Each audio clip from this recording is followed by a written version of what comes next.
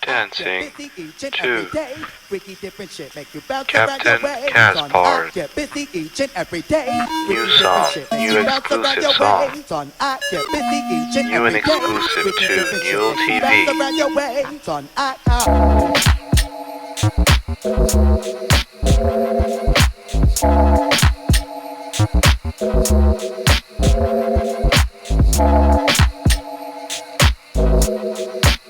Finally, presenting the man himself. Here he is. Hello, beautiful people. It is I, Christian Newell, and I am pleased that you have joined me today as I talk to you predominantly about metamorphosis and how it affects our everyday lives.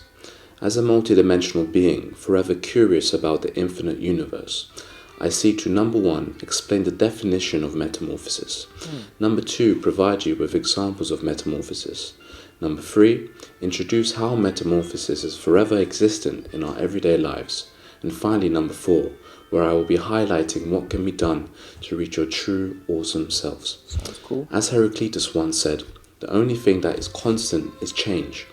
And I personally believe that through an understanding of metamorphosis, combined with the examples that I will provide to you, you too, my friends, will understand what this life is truly about, and that it is truly your own, and that it is necessary to follow the road that speaks out to you. For when done so, you will shine bright like the sun that hangs forever present in the sky, for it knows that one day it will go, and what will remain may not show. But alas, it strives to do what must be done, and forever is proud to be called the sun. That was very poetic. So, metamorphosis can be defined as a change in the form or nature of a thing or person into a completely different thing or form. An example of this is that of the desert locust. Now, the desert locust is originally a solitary insect. It is green, pretty much a loner, who doesn't like contact so much. However, in the desert, when the rain does not fall for a very long time, the desert locust is funneled into a dwindling patch of remaining vegetation, where it comes into contact with other desert locusts. This triggers a dramatic and rapid change in the desert locust's behavior. The locust then becomes more mobile and actively seeks out other locusts. This new behavior keeps the locusts together while they acquire a new ochre and dark brown coloration, and acquire larger muscles for prolonged flights in swarms.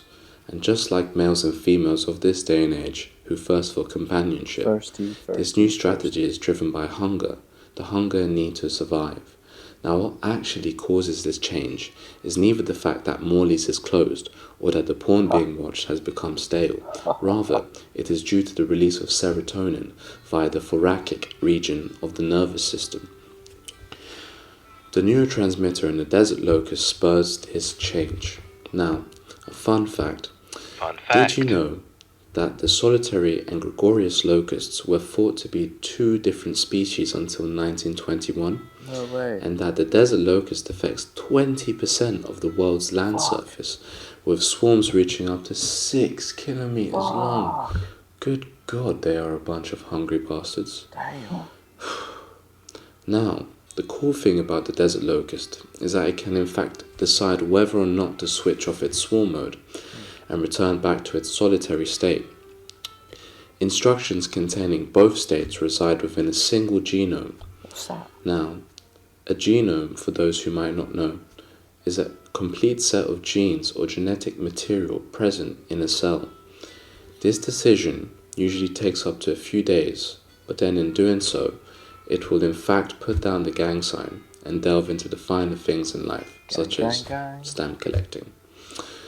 Metamorphosis is within us all and is present in our everyday lives, for we as humans, just like the desert locust, contain serotonin. Now, serotonin profoundly influences how we humans behave and interact with each other. It isn't hard to see that just like the desert locust, we are able to decide what it is that we want to do.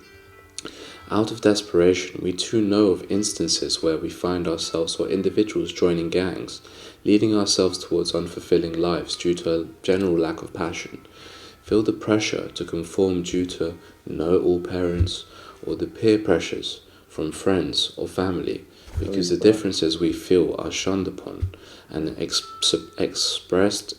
not expressed, and suppressed because there's no space for individuality. This is no way to live. And to become the awesome person that you are, you must live for yourself first before you can do what is meant to be done for others. Trust me. It is vital to understand that all relationships and encounters in life affect us profoundly.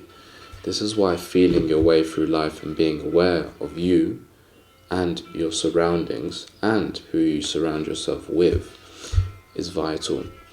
Designing the life you want to live and creating the world you want to be a part of is key to progression. Now, do not get me wrong. Another key thing to note is whether or not we learn from our mistakes. For a solitary locust may only start to appreciate its quiet life only once it has felt the intensity of residing in a group. But all in all, it will be its own realization that will end up guiding it towards the direction it is meant to be following. With clarity, the road is made clear. Quote that shit, bruh. This is a commercial break, just so you can digest your intellectual pie.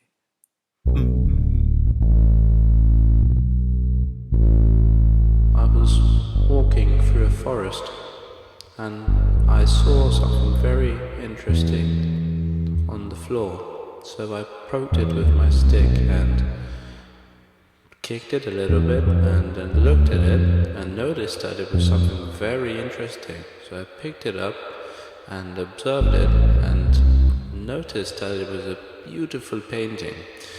I looked at the back and saw that it was by this Christian Newell.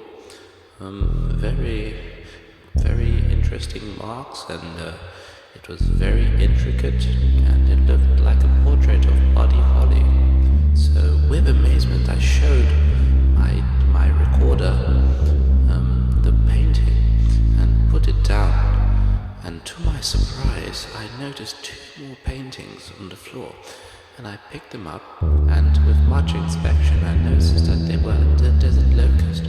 And how amazing. I mean, I was recording a whole series of desert locusts, and then here I see 2 desert locusts, one in a solitary state and one in a gregarious state. How incredible. What a found thing. And I did a little dance of a presentation in the best of ways to illustrate the 2 different states of the locust, and I placed them upon the floor. As I had enough, I had to go back for my supper and my tea, and off I went.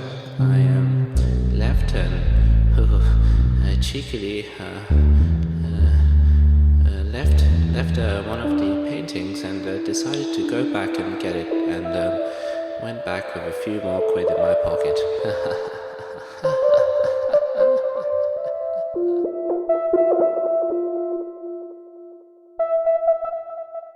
Where to? Where so? Here we go.